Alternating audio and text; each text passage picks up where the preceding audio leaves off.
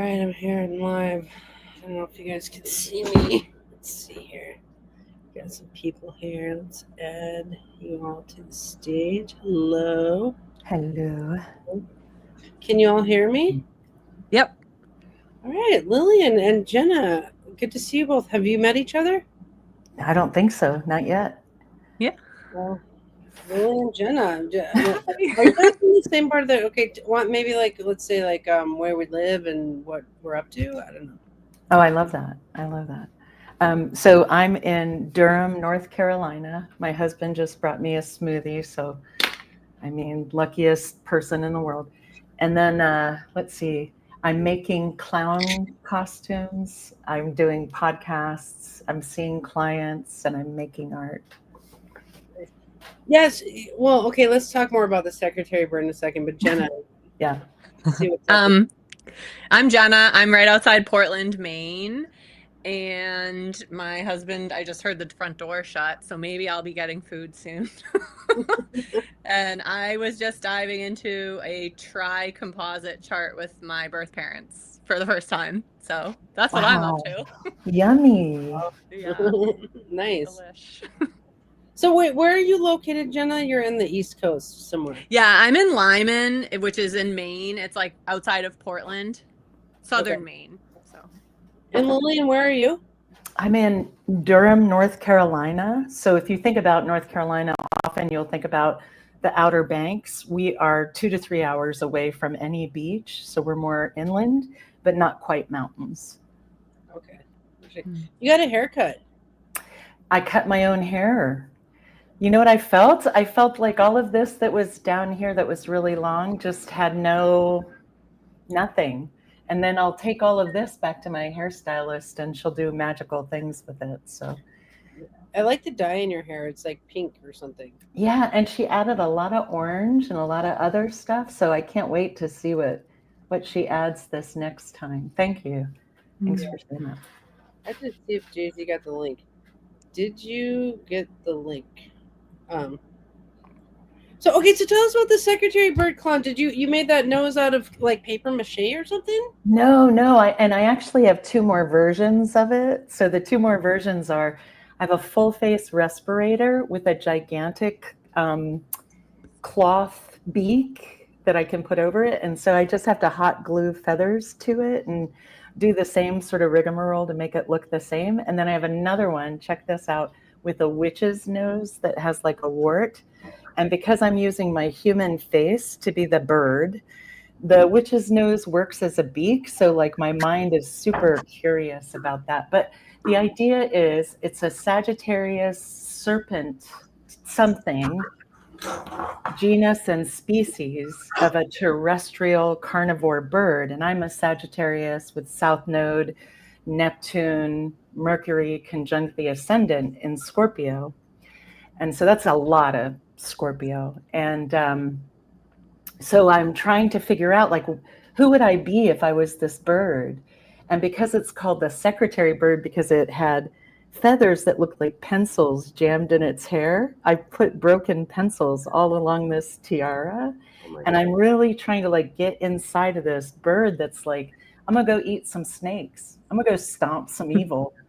I'm just gonna take care of that and bring it back to my people, and we're gonna eat. Yum. So it's a Sagittarius bird? Yeah. Okay, how do you know it's a Sagittarius bird? That's literally its Latin name. If you go look up secretary bird, Latin name, it's going to be Sagittarius serpent something. Really? I swanny. That's how you say I swear down Sagittarius serpentarius. Sagittarius serpentarius. Oh my God, crazy. Sagittarius serpentarius. God, okay, wait. How do I share screen on this thing? I'm afraid to do it here. I don't know. But okay. Jenna, have you ever clowned around? Not officially. Very unofficially. Still counts. Yeah. Clowning is so crazy because it's the closest thing. Like I can say it to playing music with people, but you're not playing music. You're just standing there with them, but it feels like playing music in a weird way. I love that. Yeah. It's like improv, right? Yeah. Well, and Lillian, do you find that you would do something in your clown character that you wouldn't do as a human, as yourself? Well, the first thing is when I went back to my hairstylist, I was like, so they've got these very cool wings and these really long legs. So I need to find somebody who does stilts. And y'all, I'm almost 60 and like, I'm not quite in that yet. And so I was like, don't think that's a question or a request for like next week. I got to do all my exercises to get back onto a pogo stick, stilts, a unicycle like I was doing when I was a kid. And so it's just this like place where I can put a bunch of joy and simplicity, right? Like it's to me the best kind of Taurus, but that's got to be because of all the Scorpio and Sagittarius. Well, I have to tell you, if you start unicycling around as a secretary bird, you're going to Right? have to come out to Portland and be in a video. Well, yeah, I mean, all of this, right? Like, how big I am, how I can be in a place. And then I also want to bring a bag of rubber noses with me to tell people, like, get your face off of the camera, honey. Here's your costume. Here's your costume. Here's your costume. And just kind of see if I can create ease and a little more space for that kind of vibe, right? Wow. Be unsurveillable. So when you say get your face off the camera, you mean like stop being so much about you and being more about like just like. No, I don't have any feelings around that. No, I'm just talking about like surveillance stuff. Like be as yourself as you can possibly be, but also like if you put a little eyeshadow in a clown-like vertical, you start to interrupt facial recognition. If you have a rubber nose, you start to interrupt facial recognition. So it's sort of like a way to be very gentle and say, you do not need to be a part of this. This was an accident, This is a toxic release that's happening over the span of 50 years, Your data is your own, your face is your own. Bless you. May the Lord keep your secret. Wow, interesting. What do you think about putting like mirror things on your face or whatever Love to it. interrupt I the love signals? that. Is that a thing? Yeah. Is that a thing people do? I think it will become a thing that people do. Yeah. I think that as people get more attuned to the fact that, this technology is surveilling them, but there are some like pretty easy ways to break it right now, then they'll start maybe doing that. I mean, there will always be, I don't know, a rate, not a race, but like Parallel tracks, kind of. Yeah, a way to kind of leapfrog over some of the, problems that people perceive, and then technology will catch up, and then they'll have to keep making more creative ways of disrupting. But I think it is, in a way, it's like sabotage from the root word of like saboteur, like that you throw your clogs into the machine, right? It was like a real low tech ways that you can break higher technology by through creativity. So wait, what did they do with the surveillance? Like, what is facial recognition? Why am I out of the loop on this? The only time I've ever experienced that is when I go to fly on a plane and they take your picture at the airport. Where else? There are other companies that right now are buying databases of people. Like, so there's databases of like, say, every single mugshot out there. And then now law enforcement agencies are using those databases using facial recognition on CCTV images from like public parks. I think, and then companies are trying to use these as well. Like there was this thing with Walgreens, and in their New York City store, they had licensed that technology. So it would alert in the back room if somebody who had been arrested came through the door, So they're matching these things up and using these databases of your biometrics in order to, further their businesses, either the business of law enforcement or corporate business or whatever. So if you have clown makeup on, does that interrupt it? A little bit. I mean, you have to be intentional about it because they're looking for plop, plop, plop, right? And the shape of your face, right? So if you actually start changing that, I had a prosthetic nose, that nose that I applied, which was super fun. And then, just the rest of it was like a feather cape and stuff like that. But anything that changes the shape of your face starts to disrupt that technology. Wait, Jenna, are you worried about facial recognition? A little bit, but I kind of just live in the woods, so there aren't a lot of cameras around. And this is funny because I just sent out my DNA after having a long time of resisting it, and then I was like, all right, I'm gonna do it. And so this is coming, it's like kind of a related topic. Oh, right, because like there's things too, like, so you send out your data like to this company 23andMe, right? Because everybody was like, oh, I want to know, like, I'm 5% like Neanderthal or whatever, and so they collected all of this data, and then they go out of business.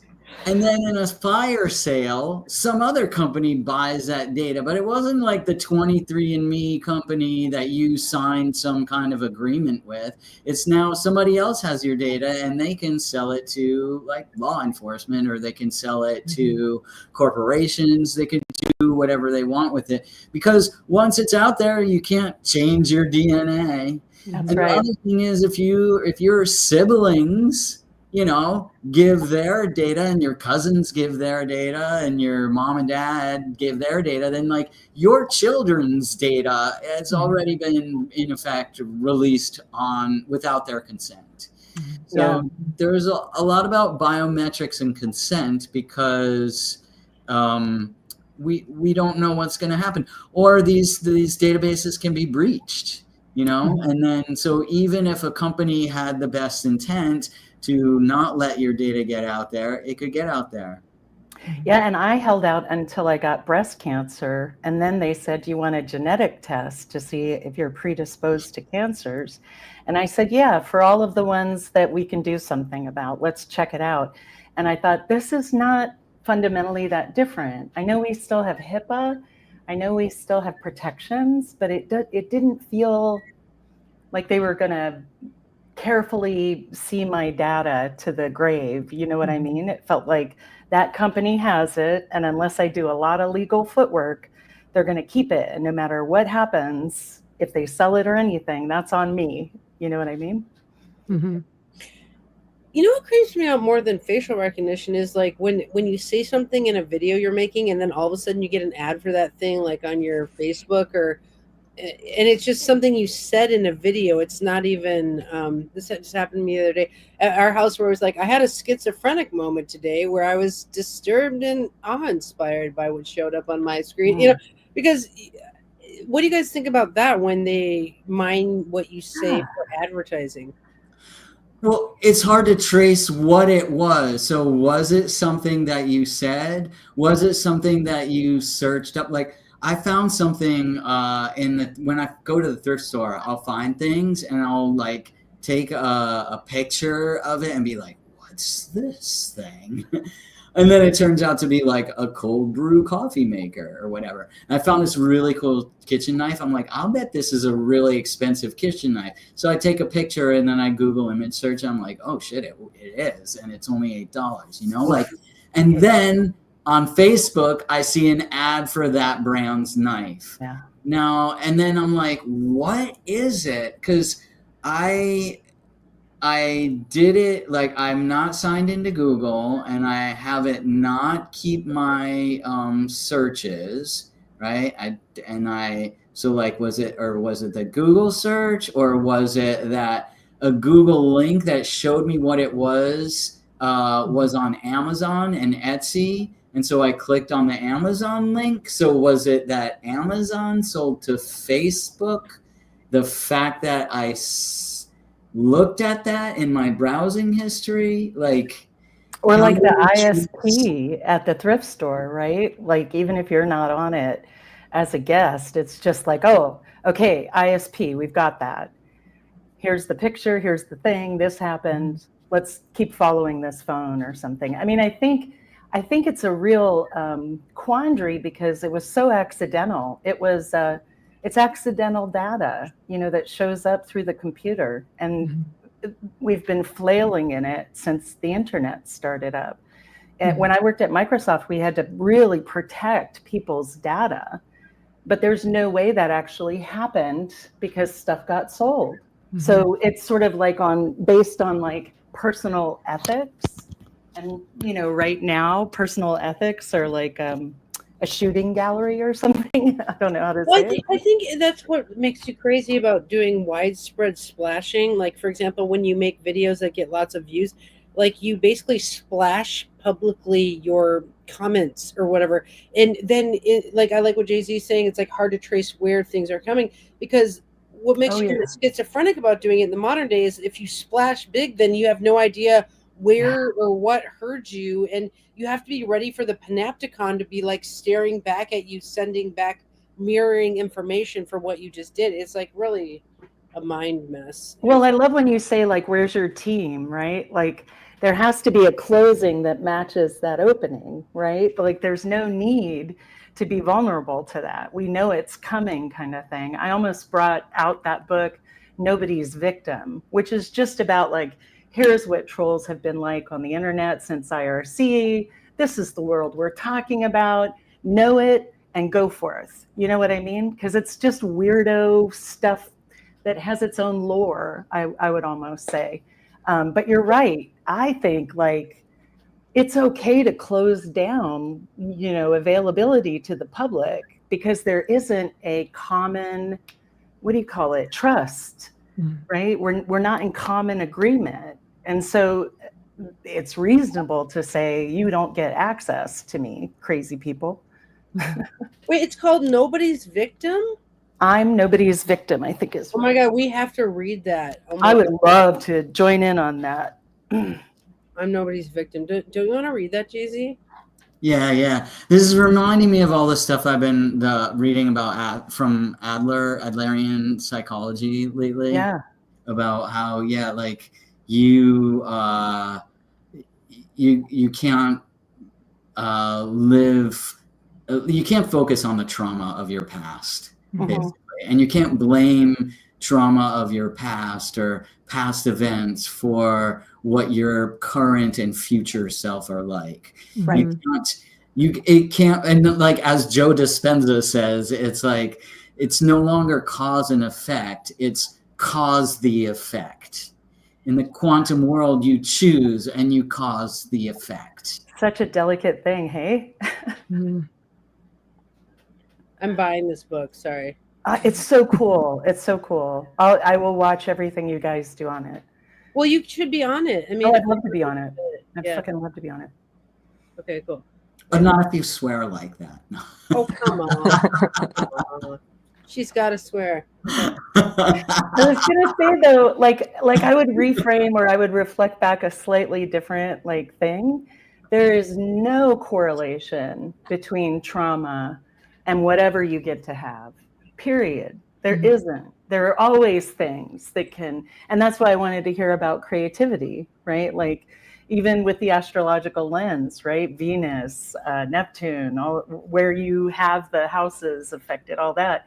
Because once you start adding in, and I've heard it described as simply as one idea is a dogma, 2 ideas is a binary, 3 ideas is infinity.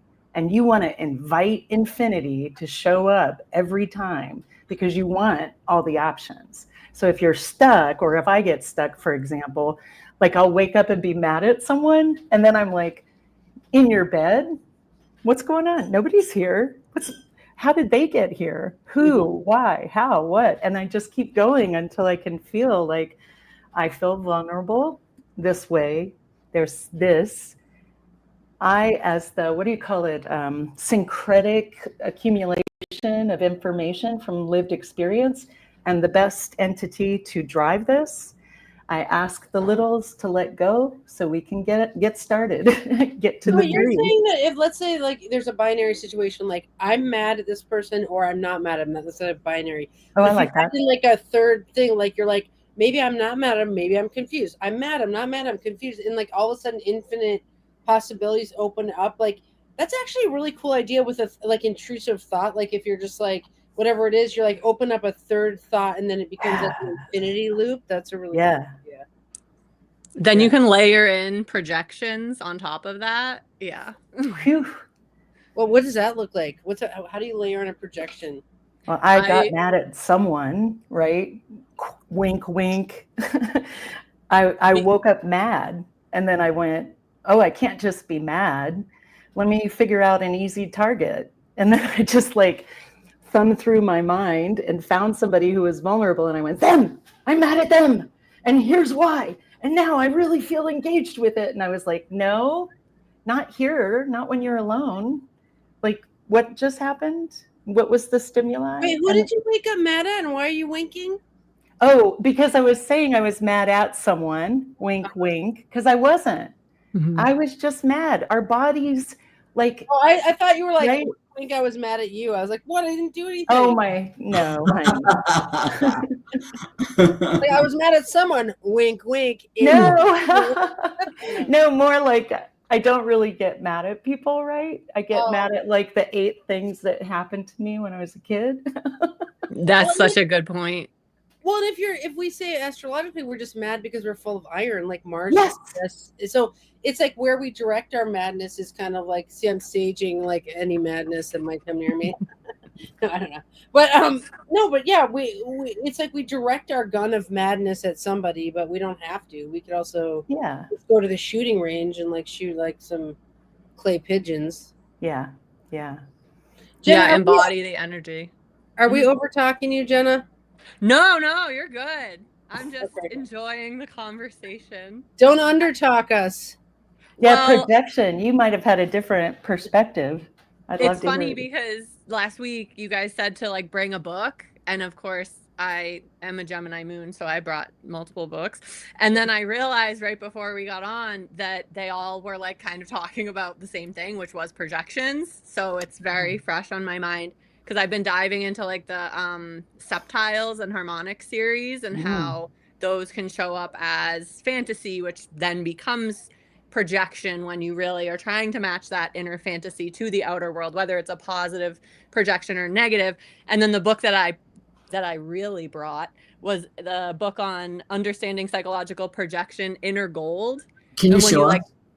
Yes, this is the Inner Gold book, which is really thin, but the first 2 chapters are absolutely incredible.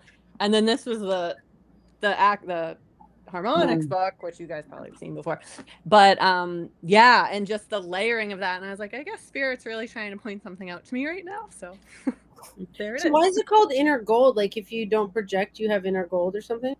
It's like when you have a mentor or someone that you like say is your guru, it's you see something in them that you want to embody yourself, but really you already do embody it. You don't recognize it, or you can't touch it yet. You don't have the confidence. There's something. So it's your inner gold. You're like, hello, guru, please hold this for a while and keep that safe. And then once you're ready for that, it can be tricky if the guru doesn't want to hand it back to you. That's a different tangent. But then you want to ask for it back. You're like, I'm ready to embody my power. Interesting. Thanks for giving us some of your inner gold there. That was cool. Yeah. Here, you can I appreciate it.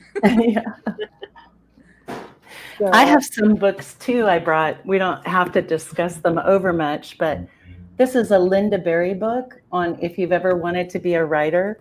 And I just love the cacophony of color and ideas inside of it. I found it very satisfying. And she wrote 3 others, but this is the one that I really love, although I love her so much. And then I got Art and Physics by Leonard Shlain. He also did Sex and Power and the Alphabet versus the Goddess, the conflict between word and image. And these are amazing. Like each book is like mind-blowing. And so it goes over the physics of art, right? And how people put that together. And then the last one is so good. Like my piano teacher told me about this one. Twyla Tharp, The Creative Habit. And I remember my first year of art school, there was one lesson, and that was the only one we all needed, which was it's 99% perspiration, right? And 1% inspiration, because just like when Jupiter's exalted, if you're not ready to receive the opportunities, you blow them one after another. If you're not ready to be creative, then you don't receive it and do all of the goodness with it. So she goes through creative habits of hard work, which I love, because when I think about creativity, I'm a Sagittarius. So I think of like pirates, clowns, but over the decades, I think, no, it's always work. That's the beauty of being alive.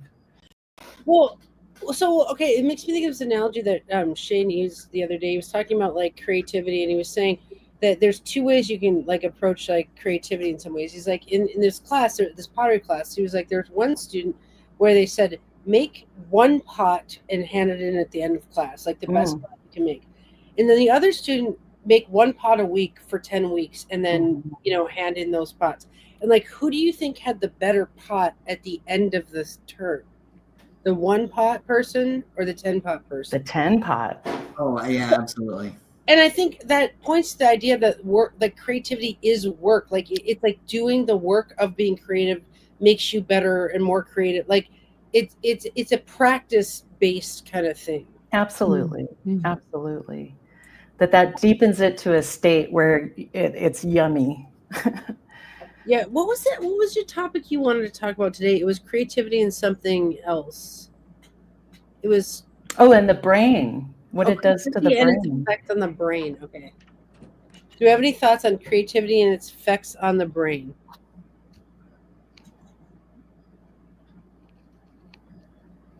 Well, I'm thinking about what you already just said, Andy, about like practice, right? And so I think scientifically, right, when you learn something new, you make like, I don't know, 18,000 new pathways in your brain, but they quickly go away unless you repeat that thought or you repeat that same pathway. You have to keep reinforcing the pathway through repetition. And when I worked in education technology, they talk about the pedagogy behind learning and how if you repeat things at intervals, like, so say you learn some fact, and then say you reinforce it the next day for your student. Then you can wait if you reinforce it like 2 days later and then 4, and then like you keep doubling the distance. That is how you cement kind of long-term memories. And so I think it's about practicing that creativity, right, in creating the pots. And then at the end, you've practiced. Your body has practiced the motions. Your brain has the pathways that this is how I move my body. This is how I move my hands. This is what the clay feels like. And then you can become more creative as another layer on top of that. What do you think? What about the skill component? Because now it's like, instead of spontaneous creativity with an abundance of different mediums, you're actually honing a skill while also honing creativity. I love that. I was just talking to Alex Chenoweth about her book, Zeus on the Loose, and about her understanding that school-age children, because she's a teacher, go from Jupiter to Saturn in terms of development. And if you think about that just on a real superficial level, it's like they do something and they're lucky and good right out of the gate. And then the next time they do it, it's fucking hard and they're scrambling,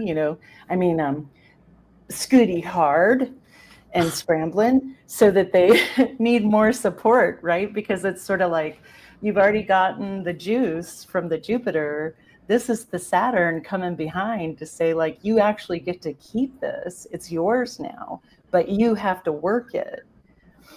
Is she pulling the cycle in too? Because it's like you have Jupiter opposition around 6 years old, and then you have the Saturn square at 7. Yeah, Exactly. okay. That's Is that really not cool? I was like, I do that, right? Like I totally am like, what? I did that so easy. And then it'll start being like deeper and I have to think more and be more precise. And I'm like, gosh darn it. Hmm. Well, maybe if you've practiced enough, like then Yeah. you're not so critical of yourself. But maybe if you've practiced a lot, you have higher expectations. So Saturn's always going to come in, right? Right. Well, I love that combo, right? Like I think about music, like what Andy was talking about. And when I think about music, which absolutely revolutionized how I could be with other people because it's multi voices in harmony. And as a piano, you know, all 88 keys are working together, even if I don't think they are. And my teacher teaches me about the guest and being kind to them. And there's sort of this visual I get of like, I'm reaching out to the music. And if I'm lucky, oh, it's so, okay, I'm paying attention. I'm right here, guys. If I'm lucky, I get to be in this space for quite a while. And then I can like let it go. And then I'm not in that space. And it's like that with people, right? Like it's just harder than we think. I feel like almost the Jupiter is like babies smelling good. You know, it's a trick. So we get into it. So Well, so I want to say something about the creativity and its effect on the brain. Okay, so like I feel like I want to talk about a little bit about manifestation theory and like what you think about is what occurs. So when you let's say you wake up with a perseverant angry thought and you then take your mind to beating and you start beating a picture or something like that.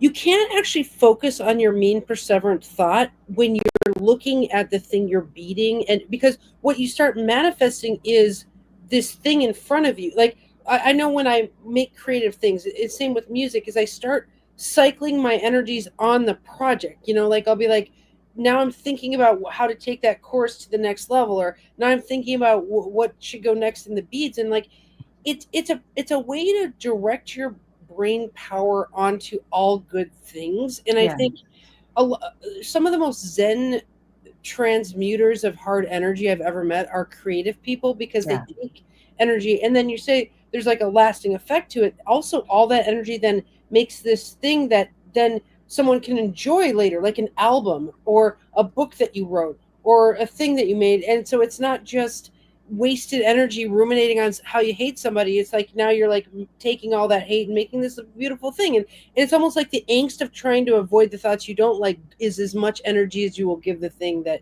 So I don't know. That's my I thought. love that. Hmm. I love that. We have a pond with fish in it, and I go feed the fish because I'm not going to remember anything. And I also try when I get emotional to say to myself, go ahead and see how long you can feel that way. Sit down. Let's put a timer on.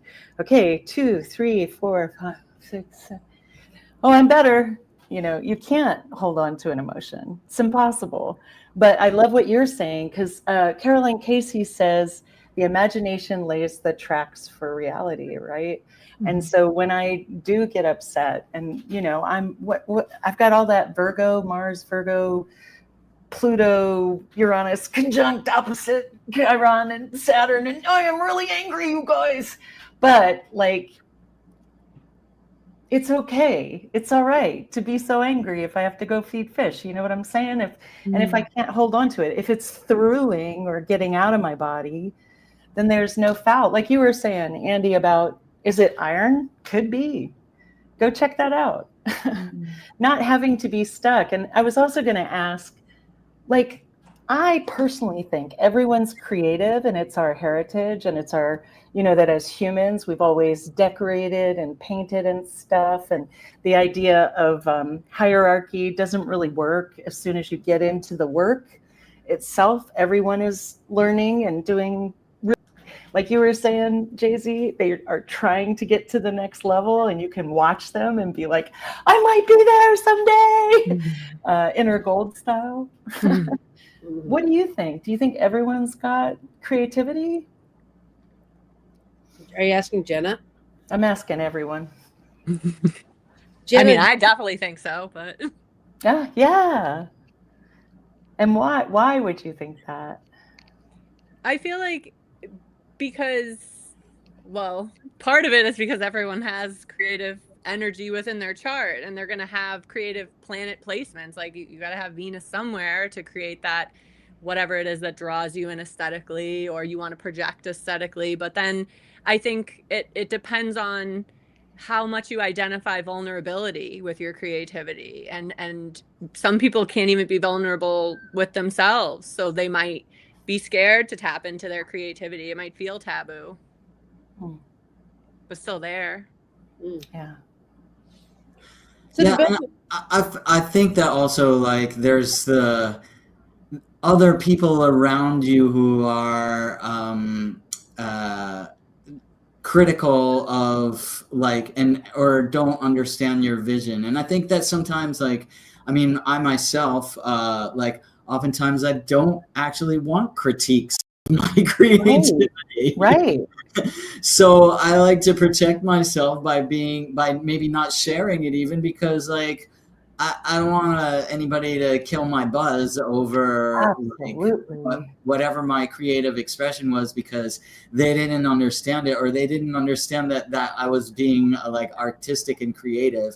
And then, I don't know, just for me personally, I have to say that when they do judge me for negatively, like, I think there are two ways you can go. Like, one is you can shut down yourself, being like, oh, no, I'm not good at that, or whatever. Or it can be like the opposite of being like, well, I just lost some respect for you because you don't understand my vision.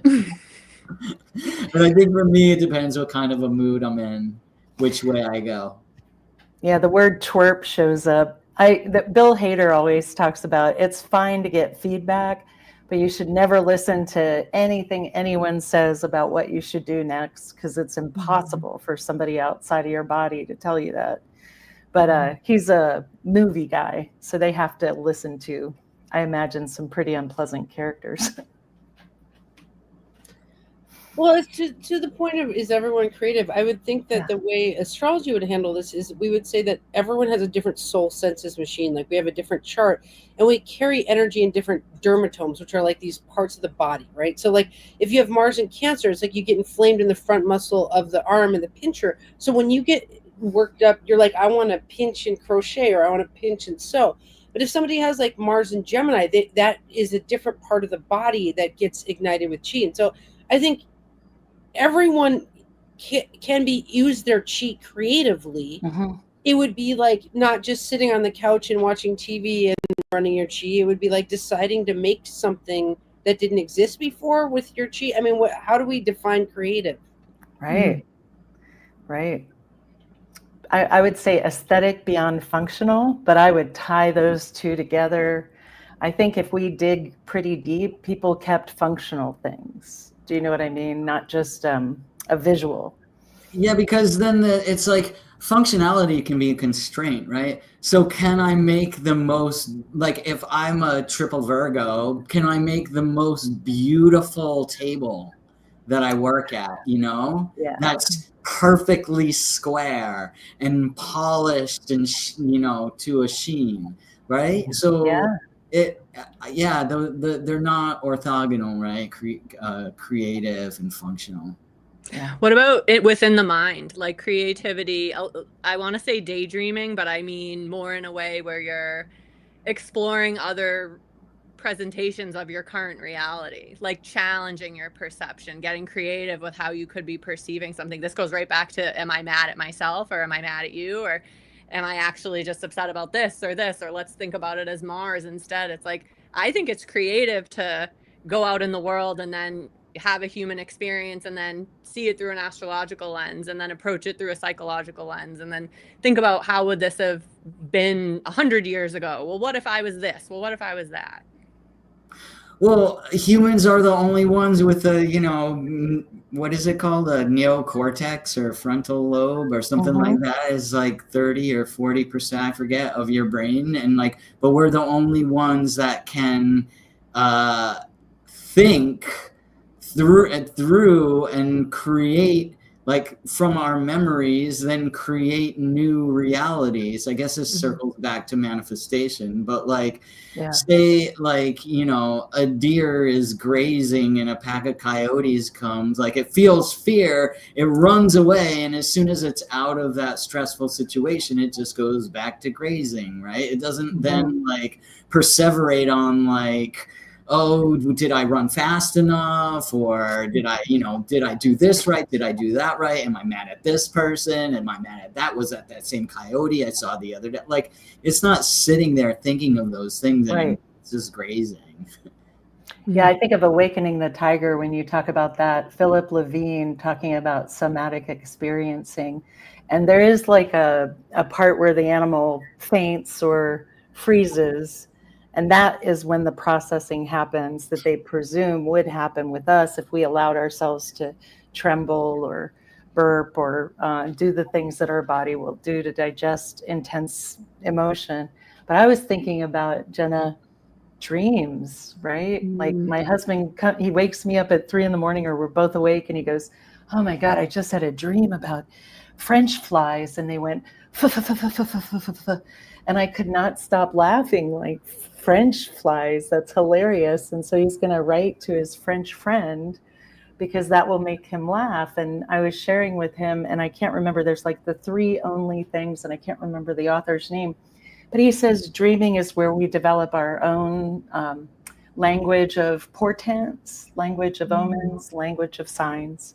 And so there's something going on when you're confronted in your sleep, and the only way you can tell these helpers that you're interested is to write it down. And so, you know, I love this tilt to manifestation, because I would almost say creativity is manifestation, even if it's only in your noggin.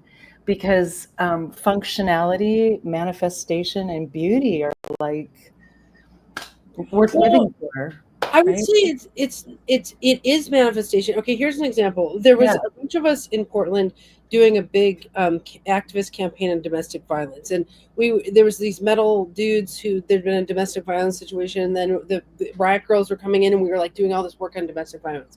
Well, I got kind of like beat up in that process because I was kind of taking the stance that sometimes there's an eruption in a couple. It's not that the guy hit the girl, but that they erupted. Like, sure, I got kind of beat up in that. Anyway, so then I ended up producing an album of my own, and on it I decided to have no lyrics, except for one song that was about heaven. It was like, "We are the light of the cosmos, the light of the body is in the eyes, like light up everything in your house and release your light to man," or whatever. But the reason I did that was any storyline I made about the story would have been controversial, because if I would have written it and said like I'm innocent, that, you know, or if I would have written it and said like, you know, people could have attacked me because of I was trying to make a commentary about this thing.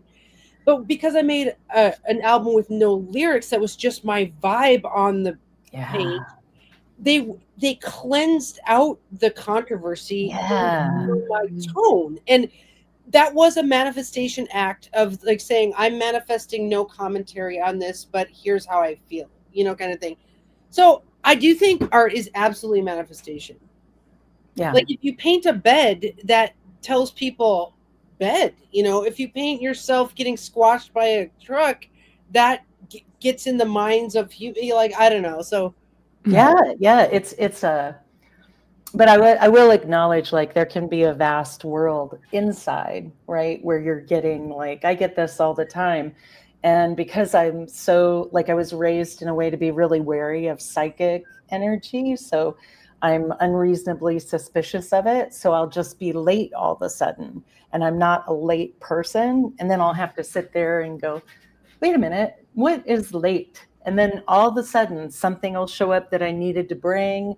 The other person's late too. There's something else going on. And as long as I'm plugged into like following the signs that are my signs, it'll kind of glide me along, whether I'm in that dream world or here.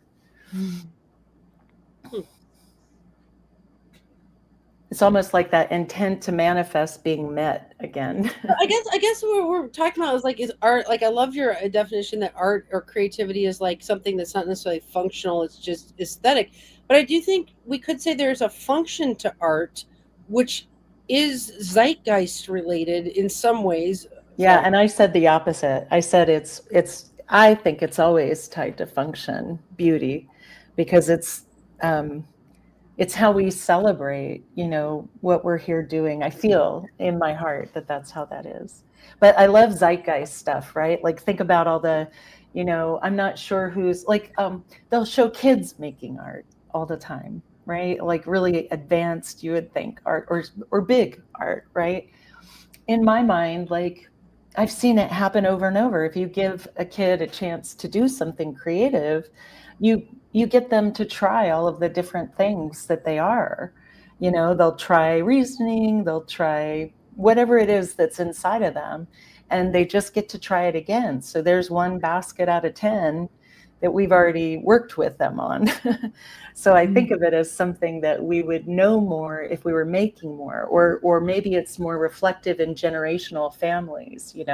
Like I know friends who are designers and they're fearless, right? They're like, oh, I got to create this metal wall and it's 10 feet by 42 feet. And I got to get the, manufacturers and all that. And I'm just like, I'll put a gold thing behind me. Ta-da! All done. But like, I feel like there's a deeper way we can be together where we find that, we find those vibes that lead us deeper into the manifestation and do you think there's any obligation with creativity? Like, do you think there's good and bad? Like I'm not talking Jay-Z talk because I'm talking a lot. Okay. And I'll back up too. But not bad like quality, but bad like evil art. Well, if you come at it from the idea that all creativity is functional, and if we think about it on like even an elemental level, like it doesn't have to be like earth element functional. It doesn't have to be a pretty table or something like that. It could be like even Andrea's music, like that's almost like an air. It's like it has the connectedness, like trying to bridge the gap between people who might find the message controversial or the inspiration for a controversial. Okay, remove words. And even though there's no words and you would think words would go with air, it's almost the bridging of it and the intellect of Gemini and the downloads that can come. And then the idea that it's almost Aquarian because it is from a different, it's revolutionary. It's pulling in this future ideal that, we can come together and we can have different experiences and different values and different interpretations, but we can actually all be together as one. Would we be able to, if all art, if all creativity is functional on some level, I don't think it could be bad. Like, interesting. Even if it provokes hard things. Yeah. Well, yeah, and just to continue on that, I think that creativity is the expression of our unique self.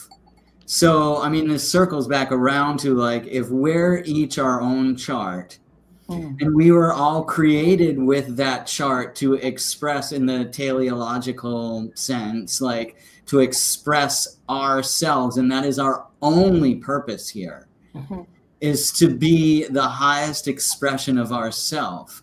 Our creative, I would say that everybody is creative, and what they are is they are creating who they are.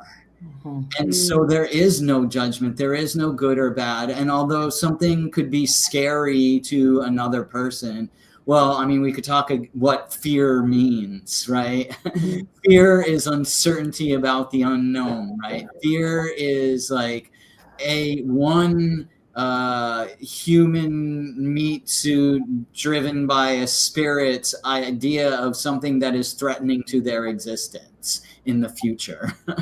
But so like one person might be afraid of like drawings of devils and guns, you know, or something like that, but some like super Scorpio devils and guns person might think that as a celebration of like their ability to be that and not be scared by it because they're that kind of a person, and that is they're showing the world like, this is who I am. And I think that that's what creativity is and why there should be no judgment. I love that. And is judging it, oh, sorry, go ahead. No, you go. Well, is judging it bad than just a projection of your discomfort, a projection of what's being touched? Yeah, probably. I love that. I think there could be some nuance, okay, because like, okay, we deal with cases in remediation sometimes where we'll have like an 8-year-old who starts drawing skulls and death, right? And that might be like a super Scorpio chart, and they're just expressing themselves, right? But the way it's received is not safe. Like, first of all, they're going to get put in an institution, or they're in trouble in class or whatever. And also, so what do we do with that? And it's like, I would say in a way, we let them purge it out, but we don't like make prints of it. And like, we don't manifest like replications of it, like to draw attention to them. And like, you know, I mean, that's just one idea I've always had, is like purge and throw it away if it's really an evil piece of art, right? Like, but I don't know. I get you. Like, I'm with you that like, I love skulls and guns for Scorpios because it's like showing like I'm that scary or I'm that tough, right? Transcendent, yeah. But yeah, if it's your 8-year-old, you might have to handle it a little differently. I love that. I would start talking to them about digesting emotion, you know, and I philosophically feel as though emotions are kind of like, you know, your digestive tract with the same conclusion. You're going to poop out, you know, some version of the way that you've absorbed and integrated whatever you've been through. And that's it, you know, no more, no less. And so there's a relief in that, but there's also an obligation. And like you were saying, it can be beating that does it. It can be feeding the fish that does it. And it does require manifestation. You have to get up and do something to digest emotionally and get it out of your system. And I would assume a lot of people are super constipated. So I love that. Like, art is the poop of emotion. Oh man, God, you can tell because I have like 6 plants of water. My station at work was always like art just being pooped out of my station, but like I have all the feels, you know. Like, oh my God, I like that too. Is like as creativity is the equivalent of digestion, like what the Ayurvedic technology calls your Agni, your digestive fire, right? Jenna, you know about that, right? I literally was thinking of Ayurveda when Lillian was talking, like the digesting your experiences into wisdom. I was trying to apply it to this emotional digestion. It's digesting your emotions into this creative, art, manifesting, Yeah. Agni Purge. That's our new band name. But it's true. It's like creative fire, right? Just like digestive fire. Yeah, and you can put fire out. So keep the poop moving. Keep it going. What happens if someone's emotionally constipated? Then they perseverate. Project. And project, right? Yeah, but yeah, it's stuck. It's when things get stuck, and then when they get stuck, and emotions get stuck, then you have the same thoughts, and then when you have the same thoughts, you keep making the same choices and the same behaviors, and then your life ends up being the same. You get stuck in a rut in your life because you keep making the same choices, because you keep having the same thoughts, because you keep having the same emotions, and they have the same feelings. Yeah. When you have those feelings and you don't, but like that's the thing about like we with our brains, we can create different feelings just through our own minds with meditation or whatever, and like our bodies don't know the difference between us thinking something and really feeling it, like I'm really, really mad, and having the experience like that 3 days ago you had when you were in an argument with someone and you were really mad. To your body, it's that same exact feeling. Yeah. That's Right? definitely what I would tell the 8-year-old. And So that's could what I would tell anybody that consuming wants to manifest anything, is like, that's what you have to do. You have to feel that feeling with your brain. Yeah. Anyway, if Jen. you're unable to like connect with that emotion and you need to feel it, because for me, I over intellectualize my emotions. I like figure out why I should feel that way or what I should be feeling right now. But you can consume another person's creativity, consume art. Like, how many people are emotionally constipated until they hear that sad song on the radio, and then here it goes, you suddenly have the release. Yeah, that's beautiful. Yeah. So that's it too, right? Art is a way of communicating emotional states. Like, oh, I made this, like, angry song because I was angry. I made this sad song because I was sad. I made this uplifting song because I intentionally, as a warrior of light, am trying to combat the current global feeling of doom. Yeah. Right? And it's all medicine for others. Exactly. To take. And we're kind of pushing a lot of medicine through this weird dark period so that when we get to the other side, we're like, okay, let's start cleaning up. Let's get this thing in order. I wonder if that's why astrology, well, there's tons of reasons why, but astrology has this like really big acceptance right now. Like everyone's really open to it because there is so much art to astrology. So it's like people are using it medicinally. Oh, I love that. I love that.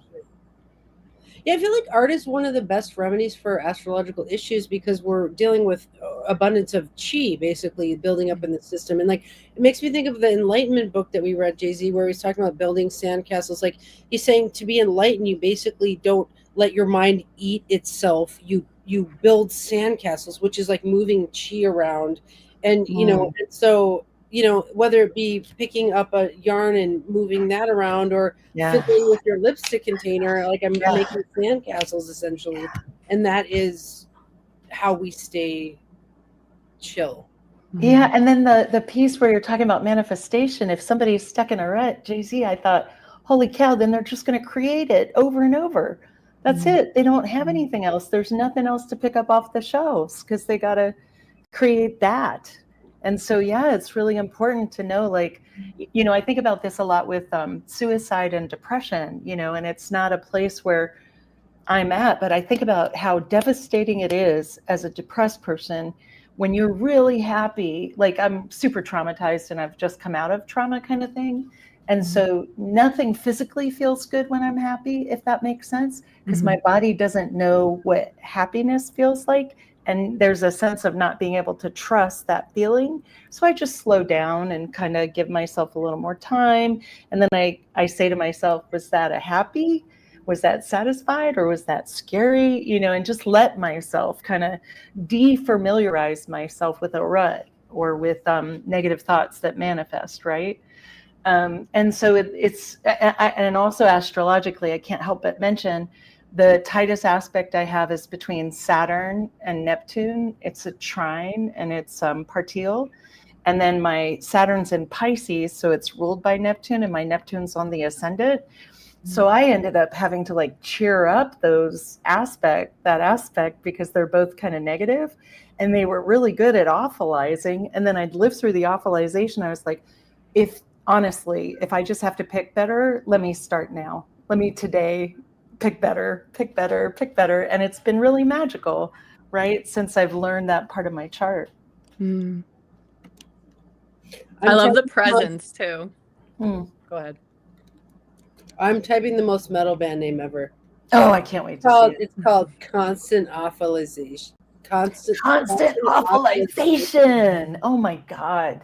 Awfulization. Fossilization. Oh my God. Okay. Well, we only have 1 minute left, and I just want to say, Lillian, thank you for the topic. This was such a good topic. thank you for showing up, Lillian. I always love when you're around because Likewise. And Jenna, thank you. And you know, we'll be here every week until I don't know, until Jay-Z breaks up with me. I don't know. Well, thank That you hasn't both. I love. happened in decades. Okay. All right. Well, I guess we'll be here for 20 more years on Thursdays at 5:30. Amazing. I was looking forward to this so much after last week. This is just a breath of fresh air. Oh my God, Jenna, come next week.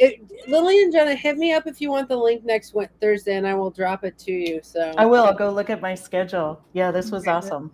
Okay, cool. Yeah, I think the video from last week got 70 views afterwards too. I know we're not go we don't have look. anyone that's actually here, but people are watching it. Oh, nice. Yeah.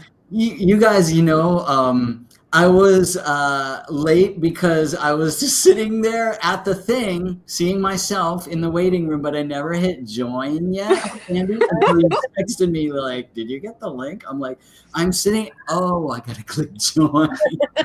All right, well, join next week, and we'll see you. All right. So Bye, think on everyone. topics, everyone. All right. Thank have a you good day. all. Thank you.